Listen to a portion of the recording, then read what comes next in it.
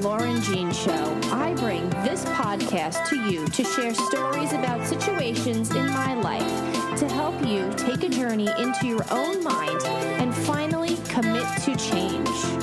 Let's get into the show.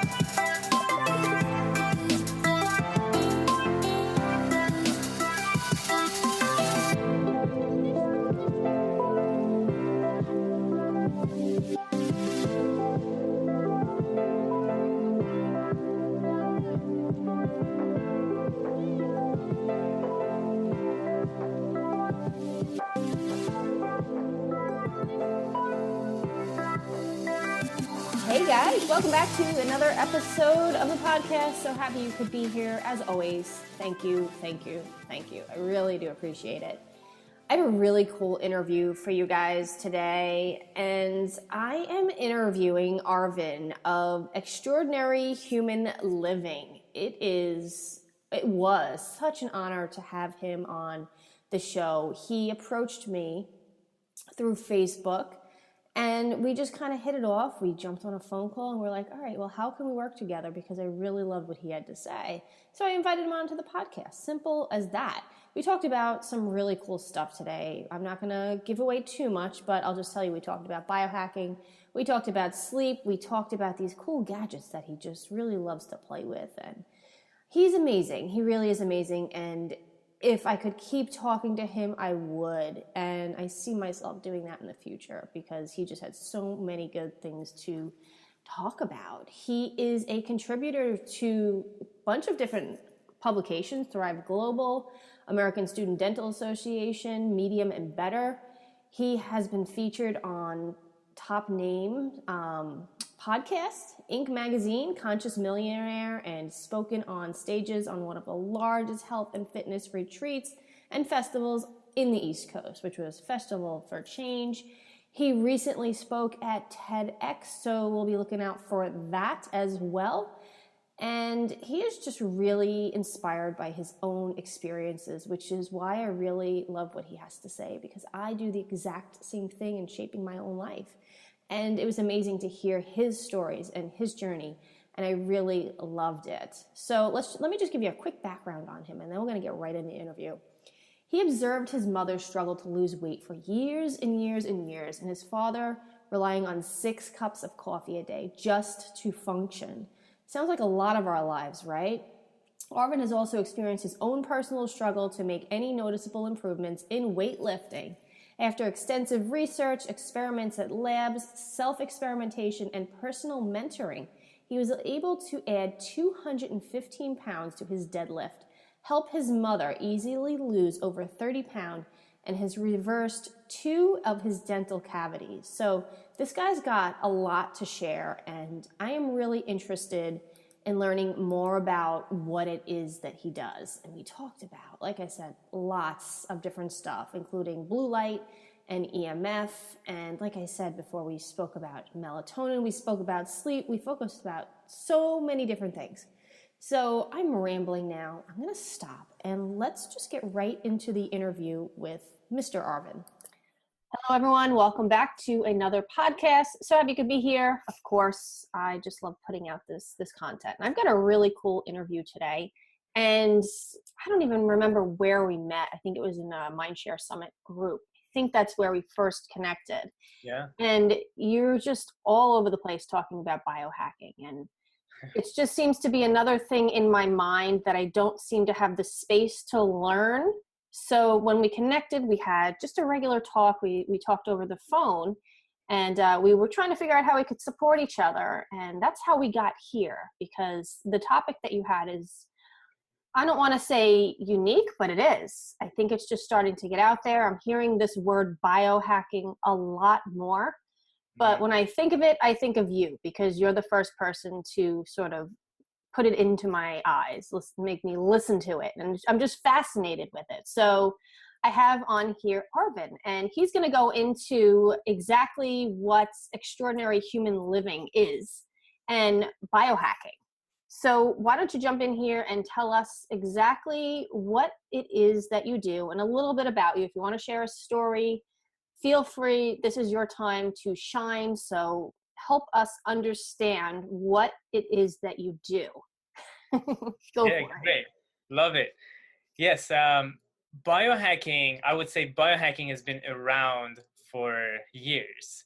The term biohacking has been a little bit more prevalent over the past couple of years because a lot of people in Silicon Valley and a lot of, actually, I would say a lot of people, they just on the go and they want to get more out of their life. And so they're looking into how they can optimize their health so it can support them achieve extreme wellness goals. And that's exactly what I do. And I do it by doing a lot of experiment myself. I have actually a bunch of physicians that advise me on the experiments that I'm doing. And then also I am the mad scientist when it comes into really reading a lot of, I would say, cutting edge papers and then seeing how that applies to our life and then really apply it to myself and then share it with others as well. That's pretty much what I do. Okay, cool, cool. Yeah. And I have to say, I love those glasses. It makes you look like the mad scientist. Mad scientist, yes. Oh, that's funny you say that. So there's this T-shirt I have that I give it to actually our EHL members. It says, "Stand back, I'm about to do science." And we wear this. I think there's this community around this idea of do-it-yourself biology. So, and I really value it. I think there's this new, the whole, I guess the valuing do-it-yourself biology, it is new. And it's exciting. So there's a bunch of gears that comes with it. And I really like it. Yeah. It seems like you really do. You got this, you're just like glowing right now as I speak to you. That's awesome. Yes. And if you're watching the video, you can see it. Awesome. I absolutely love it. All right. So let's go more into this biohacking thing. Sure. I'm curious, is it like a marketing hype? Like you hear hacking, you hear computers. Like what is this all about? Really explain to it. Is it a safe thing? Should we really care? Yeah. And who the heck is it for? Yeah, I think that's I want to start with that question. Should we really care? I've been seeing a lot of articles recently, people talking about how in a lot of different companies, a lot of business men and women in Silicon Valley especially, people are, I guess the normal people now taking nootropics, the normal people now taking a lot of different routines to be able to function really well. So if you don't do it, if you're not biohacking, that's the abnormal now in that context, right? And so I think we've gone a little bit past that idea of should we care. Is more of right now is like, well, what do I not know about biohacking that let's say my competitor knows, or let's say, if it's at the workplace and the person sitting next to me in the cubicle knows, and it's going to now perform better because of that.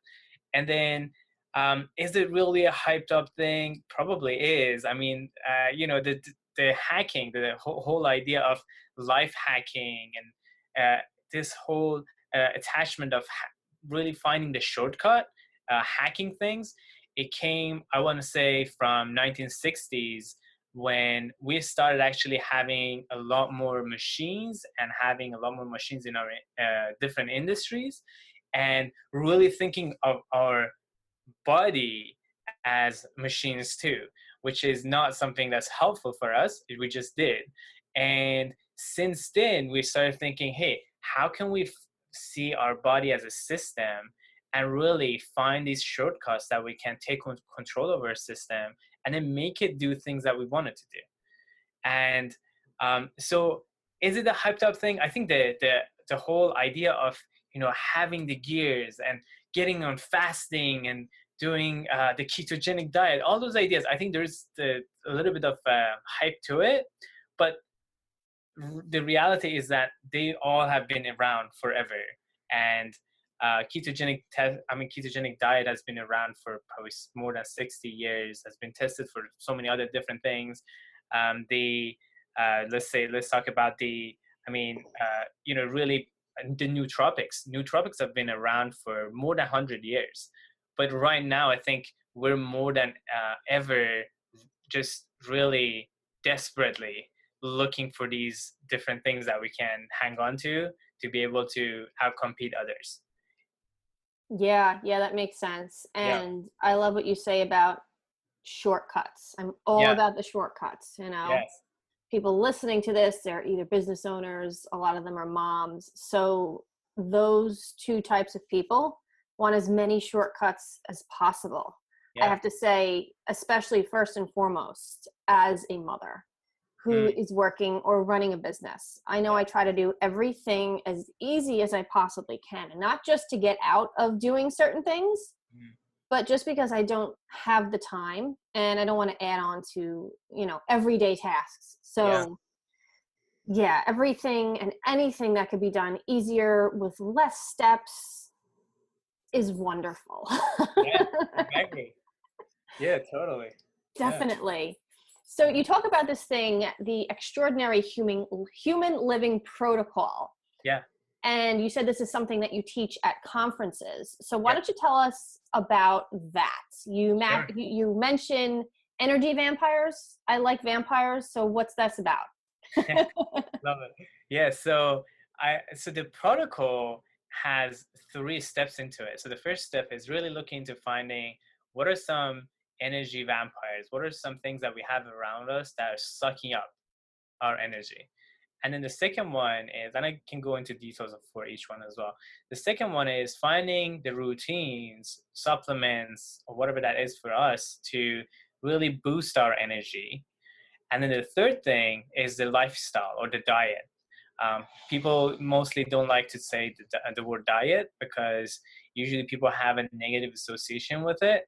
And regardless of what that is, I like to call it lifestyle, because if you actually can make your diet something that is healthy, hopefully something that you can do it all the time, then it's much more sustainable. Right. Yeah, I Yeah. don't like the word diet. It's just Neither? because it has a bad connotation to it. People don't Yeah, I get understand that. that Yeah, diet is just what you eat. yeah, exactly. Yeah, Right, that's your diet. right. Okay. Actually, I would say the diet, if we want to go there, the diet is what we absorb. So we don't absorb everything that we eat. So it's really important to actually look into what are we actually absorbing, and that's and I want to open that loop of just thinking about self quantifications and really looking into what is actually happening in our body. So I know I'm doing this diet XYZ. I know I am taking measures to make myself a lot healthier, but is it actually working? And by that, I don't mean that I just feel good. I mean, really, let's measure our cellular age. Let's see every single thing in our body. How are they functioning? And I really think that the future of health and fitness is actually going toward that, to really just be able to, let's say, Apple Watch, just be able to just say, hey, I know every single details about my body that I need to know, and then based on that, I'm gonna plan my day, what I'm gonna eat, what I'm gonna do in terms of exercises, all that. And going back to so that's the whole idea of self quantification. Going back to the EHL, I think the reason that I placed a lot of importance around energy to create this framework around energy. So, you know, the first step is around energy. The second step is also around energy, is that I think energy plays a huge role in whatever we do on a daily basis. And maybe I should define it a little bit so then your audience have a context around it. So I want to say, first of all, energy is not really just eating food and just thinking, hey, I have a lot of calories in my body, and then therefore I have a lot of energy. Energy is more of the health of our mitochondria and how healthy our body is, to be able to function without actually getting like as fast as, I guess, aging as fast, right? And then going to details about, you know, what the extraordinary human living is and why I care about energy again, is that we have a lot of stress around us. So you were talking about, so single mom, you know, people looking for shortcuts, and we're looking for those more so than ever before, because we just have a lot more information. We Oh just yeah, have a lot more, right? way So too much. yeah, we Way just too much information. I think we were actually talking about this before, how, you know, you have a bunch of tabs open on your computer. I was just saying that I have almost 3 computers with tabs open because of how much info, how much things are to do. And so then, so the question becomes, why aren't we just living like 1,000 years ago, you know, when we could just eat whatever that comes out of, you know, grows from the ground, and just, you know, exercise and just live a healthy life. And the reason that we can't do it is because we don't live like 1,000 years ago with all these computers, with the blue lights that we exposed to all the time, with the EMF. And I guess, define those in a little bit too. Um, EMF is the electromagnetic frequency.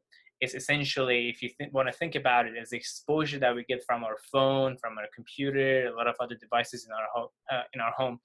And so we have all these stresses around us, and if you're not actually making any efforts to reduce the stresses, then we are not going to have as much energy to be able to do the things that we want to do.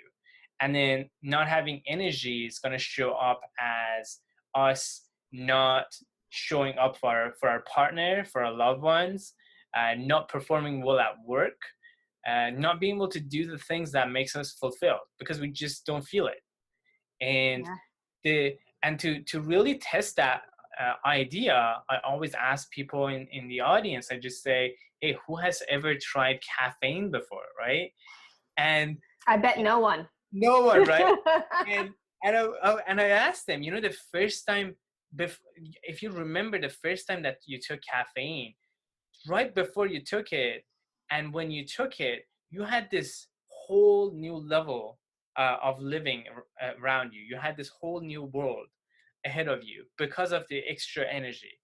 And I would say, you know, to the coffee fanatics that just have coffee every day, I would say, hey, if you don't have it, what does your world look like? And it's very different, right?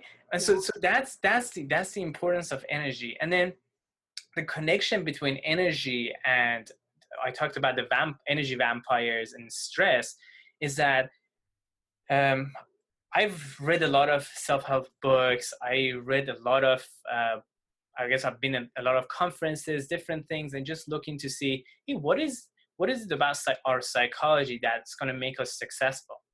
And what I found is that regardless of what we learn from books, from courses, from podcasts that we're listening to, regardless of what we learn, if we learn the best tools and we're placed in an environment with lots of stress, we're going to return back to our default behavior.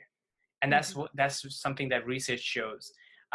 In specific, I want to say, I don't know if you ever heard about attachment styles. So each person, each individual, when they're born, they create this attachment style around them with the people around them. So especially with their primary caregiver, for example, their mom, right? And they could be, they could become avoidant attachment style, or they could be anxious avoidant, or they could be secure, and all these different ones. The point is, when they've done, I want to say, 100 years of studies on these attachments. These attachments play a huge role in our life on how we show up for others, and at work, how we show up for our boss, how we show up for our employees, and then at home, how we show up for our significant others. And essentially, if we trust them, or if we don't trust them, there is a whole science around this.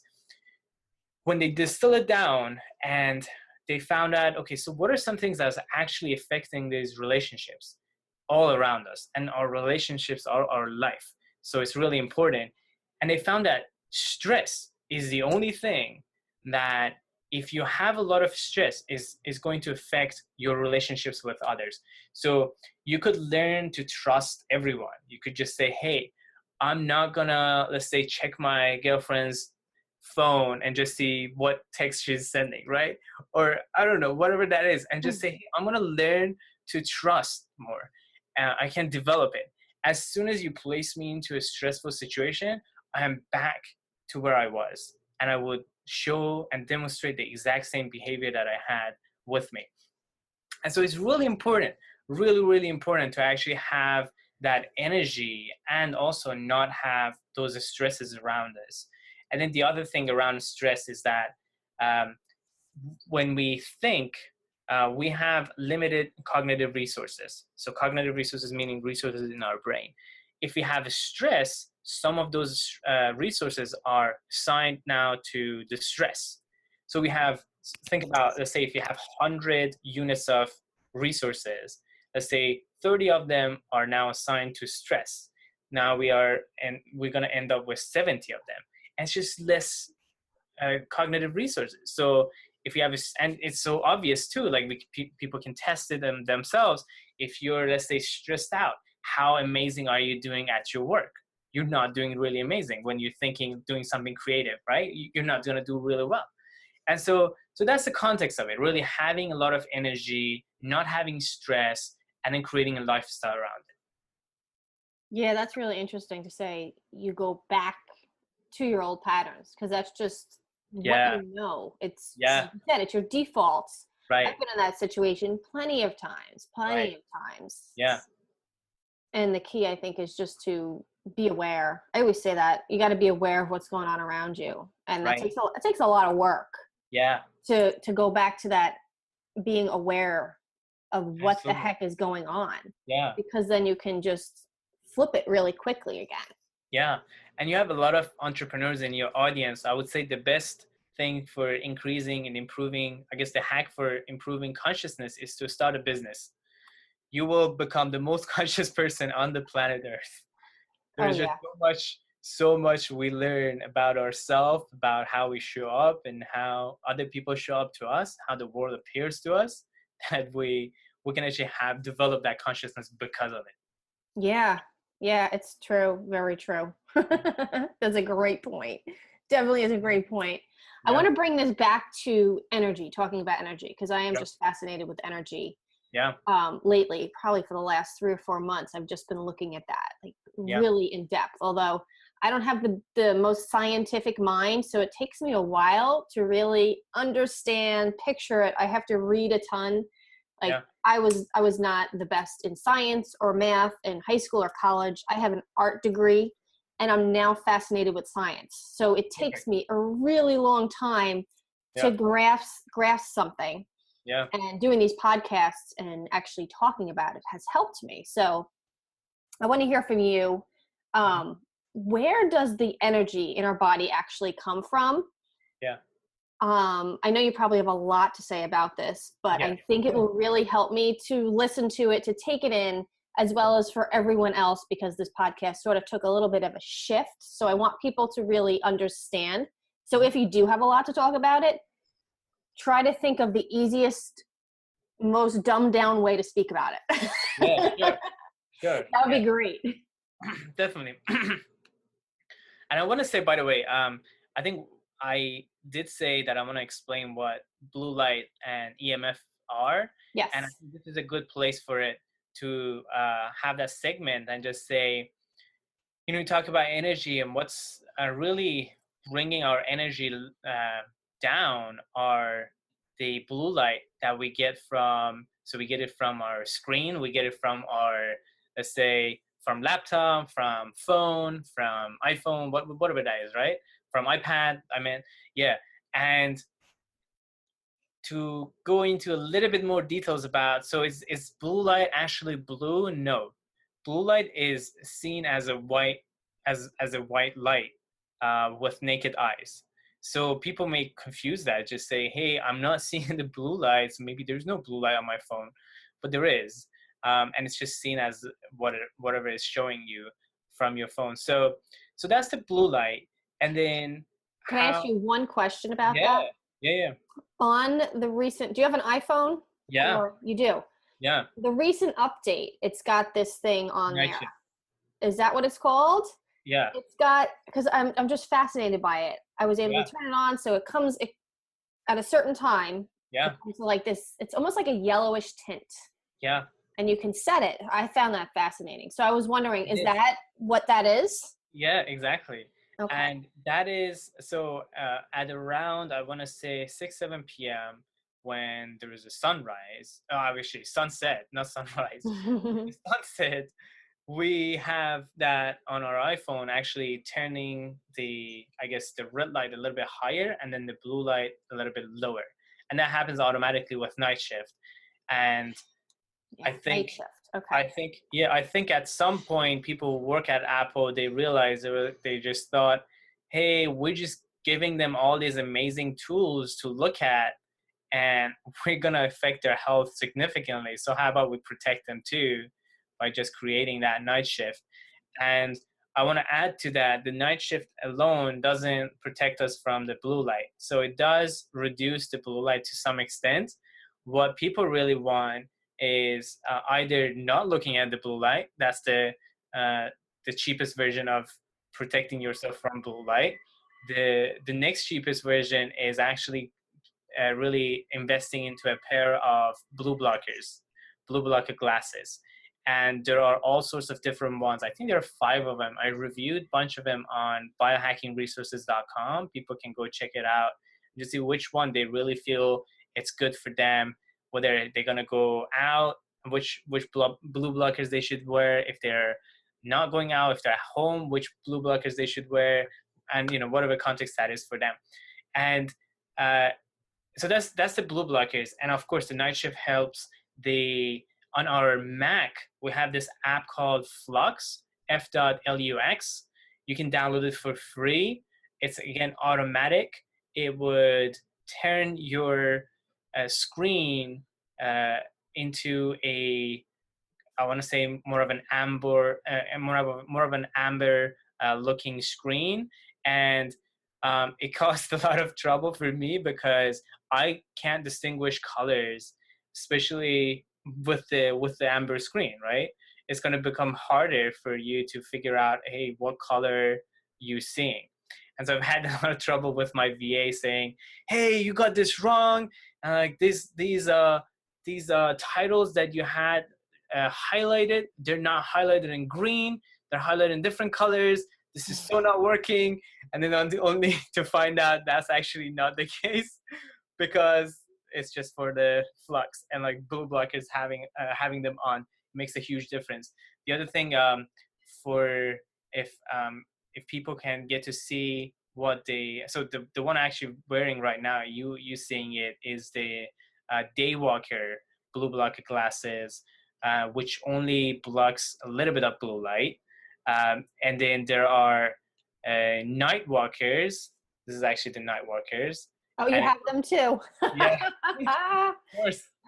There are pictures. Okay, so maybe I should just say this. When you get to biohacking, I think there's this whole world of trying out different new things. And I was talking with a client of mine the other day, and she was saying that, Arvin, you should make some Facebook groups as, biohacker singles, because this is just becoming really hard. Like, when you go into biohacking, you gotta know who else is into biohacking to actually have those conversations with them and just get really into their life. So totally, it's crazy. It's crazy looking thing. You wear it at night and going outside. I have the other one that's called Swanis. It's like a little bit better looking. It's like fancier looking. I wear this outside when I go outside. And the whole point is that you block blue light. What that does is that it protects your sleep hormone, which is called melatonin. And I can go into detail for the rest of this thing. And without doing that, I want to say about every 30 minutes of exposure to blue light, it's actually reducing our melatonin secretion, so the sleep hormone secretion from our pineal gland, which is in our brain, part of our brain, by I want to say about 30%. So something really incredibly high, and we just don't want to get a lot of blue light basically at night. And this is why people can't sleep. Yeah, absolutely. And you And know what? I have no problem sleeping. I can be on a screen and I can be out in the next 10 minutes. I've never had that problem. I'm actually pretty lucky. that's interesting. That's fascinating actually. I would love to learn more about your routines, just see what you're doing. So there is the reason actually that happens is that probably for you is that your cortisol hormone, which is your stress hormone, is somehow so adapted that it will not get elevated by the blue light exposure that you're getting. And so your melatonin, your sleep hormone, is staying intact. And those two hormones, so the stress hormone, and again, stress again, right? Stress hormone and our melatonin hormone, sleep hormone, they have an inverse relationship. So if one goes up, the other one goes down. So that's to show how much our stress, the stress in our body, I guess, and around us is important for our sleep as well. Yeah, that would actually be another great podcast topic. I have really been able to hone in on that and how to lower stress levels, and I sleep like a baby. That's amazing. Yeah, That's really a great amazing. topic. Yeah, I love it. Yeah. And I also want to say that, I interviewed about 2,000 people. They were entrepreneurs and CEOs. And I asked them, hey, what is your number one sleep challenge? And they said that they can't. So one of the responses that was really common is that they can't make themselves or force themselves, that's the word they use, force themselves to sleep or fall asleep rather. And I think it's really good to know for your audience and for ourselves is to know that really, as you were saying, you don't try to sleep, you just fall asleep, right? So it's about our biology to make it so that we fall asleep, as opposed to us just saying, now it is the time to sleep and I'm going to do all these different things to be able to sleep. It's really not that. The actual, I guess I want to say the more typical way of living is that you, by let's say 10:30 p.m., if that's your routine, you fall asleep. So your biology is in such a way that happens unless you actually stop it. And so that's a really good point for people to realize, because some people are just like, oh wow, really? Like that's the case? Like we don't need to actually try to sleep? Oh yeah, you don't. No, you don't. And I sleep anywhere between 6 to 9 hours a night. Perfect. So, and it's been perfect for me. And you know what? My daughter sleeps very well too. So maybe it's just in our genes. I don't know. Yeah. I mean, there is so much that goes into sleep. So blue blocking glasses and the blue light is just probably 1% of how much there is into this world of optimizing our sleep. So there's a gene. So I kept talking about melatonin. There's a gene for, it's called the melatonin receptor gene. I think it's called the MTNR something, whatever. There are, I want to say 13 millions of these combinations. So it's difficult to memorize all of them. And this gene that's responsible for responsible for production of melatonin receptor is going to determine whether you should take melatonin as a supplement or not. Because what I know is that a lot of people, I've seen it, and I mean, if you go to a local store, you can definitely find these over-the-counter melatonin from, I want to say, from 5 milligrams to probably all the way to 20 milligrams. And so people just take it without actually consulting it with their physician or biohacker. And I caution against it because people don't know what their genes are like, don't know how they're responding to it. They never measure their melatonin most of the times. As long as we do that, I would say never, ever take melatonin unless it's for treating jet lag or something crazy. And so I think that was a really good segment to actually talk about it, because this whole idea of, just people trying to fall asleep easily or wanting to force themselves to sleep is usually the first resource for them is usually melatonin, and just popping a bunch of melatonin pills. And that's not helpful. And we can go into what's more helpful as we talk about this. Yeah, definitely. Definitely. I mean, I'm a kind of go with the flow kind of person with this podcast. So let's just see Yeah, where it leads us, because I'm yeah, sure a lot of people would be really interested in this.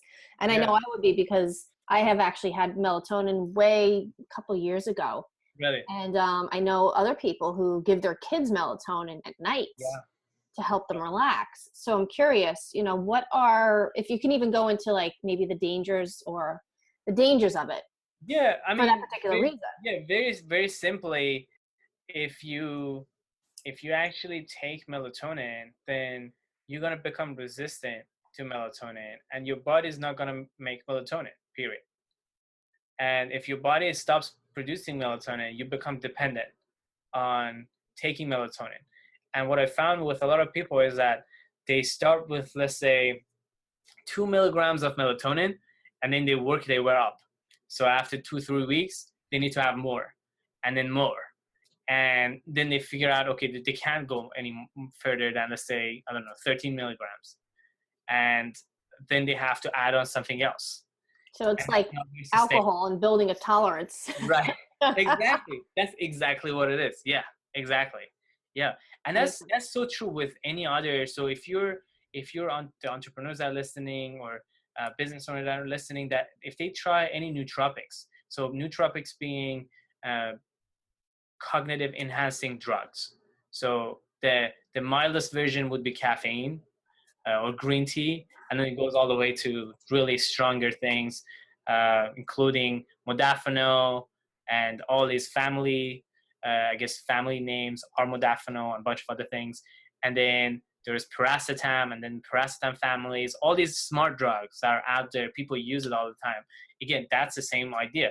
You use it, you know, at some point you're gonna build tolerance, and so there's no I guess end game into this. When we go into it, do we know that there's gonna be a tolerance, and then we're gonna switch into something else, or cycle off it for some time and then come back?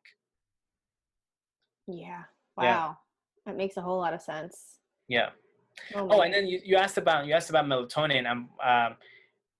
I want to say something else about melatonin is that in, I want to say, 1950s, yeah, somewhere around that time, one of the largest sleep centers in the United States, they figured out what melatonin does in our body, and then they created this supplement, and they said, hey, the supplement should have a dose of 0.3 to 0.5 milligram.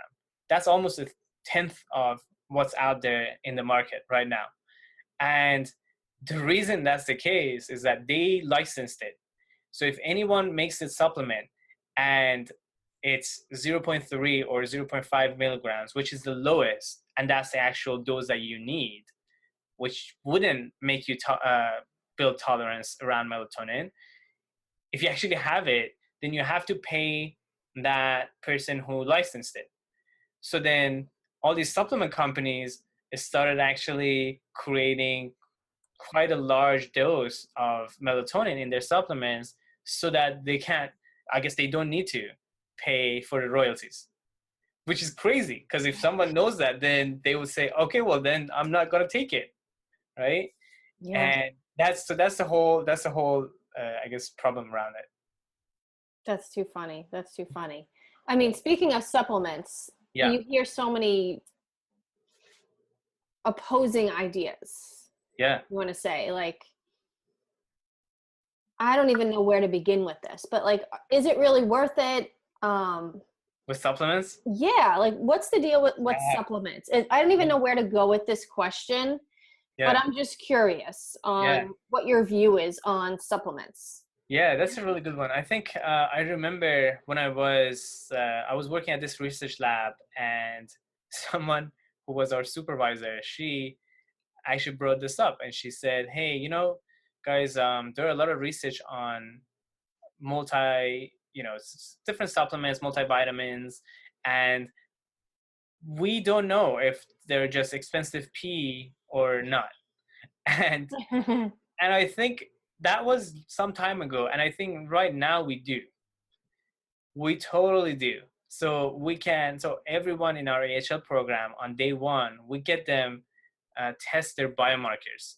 That means let's say for vitamin D, I'm not gonna say, hey, someone should take vitamin D as a supplement unless we see what their vitamin D in their blood right now is, and we can actually measure it. So we have the technology to measure it. So I think this whole idea of, is it worth it? Is it not worth it? I think it really depends, and that's why I'm a big fan of self-quantifying the hell out of our body, because then we know if and I just recently had someone who has, it's a client of mine who has bone fracture. She's above 40-year-old, and her hormones are not super balanced, and vitamin D is really responsible for her lower bone density and bone fractures. And lo and behold, when we did the test, the vitamin D was like tanking, like all the way down on the bottom of the chart. And for her, it was definitely necessary, right? It was definitely necessary to take it. And then for someone else, I give you another example in our EHL program, where this guy, he came in, he did his test, and his vitamin D was fine. And so it's in the green range. So there's a range to it. And I said, hey, so your vitamin D is fine, but you probably don't just want fine, I guess, biomarker in your body. What you want is really optimized version of it. And so we actually supplemented, and then we measured again to see what's happening with his vitamin D. So really, I would say I would never ever take anything before testing.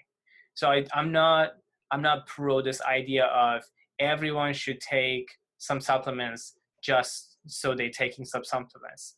I think everyone should do self-quantifications and just see how they're doing with different biomarkers, and if they need it, definitely take supplements, because there are a lot of studies around it. When they studied, let's say, food fortification or food with supplements or just supplements, and the control version of it, which is like nothing, just food. And there's a growing body of science, and there's been, years of science around this, that supplements really work. And again, going back to just vitamin D, some people say, well, I just go get some sun exposure. And I want to say one of the places on the planet Earth that people get most of the sun is India. And there are a lot of studies around the vitamin D deficiency in India, even though they get a lot of sun exposure.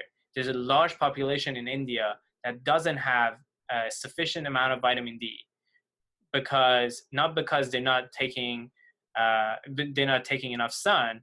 Is that the reason? Is that there's this gene called VDA gene that's responsible for vitamin D absorption. Based on that gene, and also based on their pigmentation, they're gonna get different amount of vitamin D in their body. So the whole point is that people don't need to know the genes. People don't need to know what happens with vitamin D. What is important is that just because people got sun doesn't mean they have vitamin D in their body.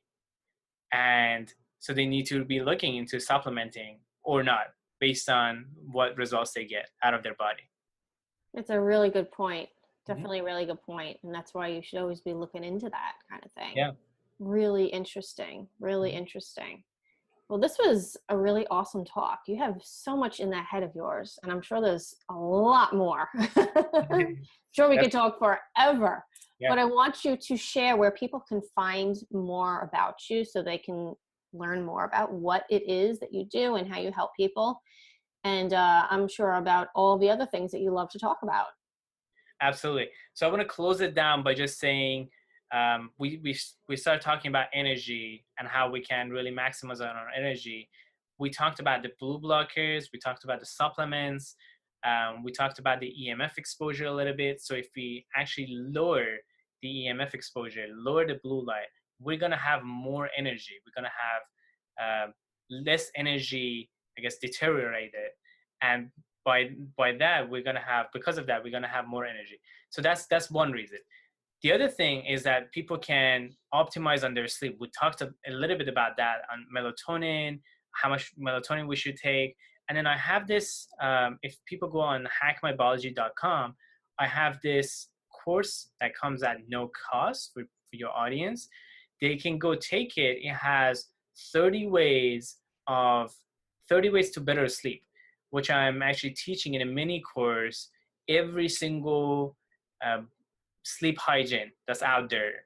So people can use it, maybe even like use a couple of them and significantly change their sleep and really optimize on it. And once they do that, they're gonna increase the energy levels that they have, and they already decrease the energy vampires by the blue light and EMF. And then they can look into creating a lifestyle around everything that they're doing right now. And so the best place to find it is hackmybiology.com. Awesome. Yeah, that definitely sounds like something a lot of people can use. 30 ways you said? That's pretty, Yes. that's a lot. Hopefully they can find something that will work. Yeah. But that was amazing. Thank you so much for being here. And don't forget hackmybiology.com for the free mini course. That was absolutely amazing. Thank you so much.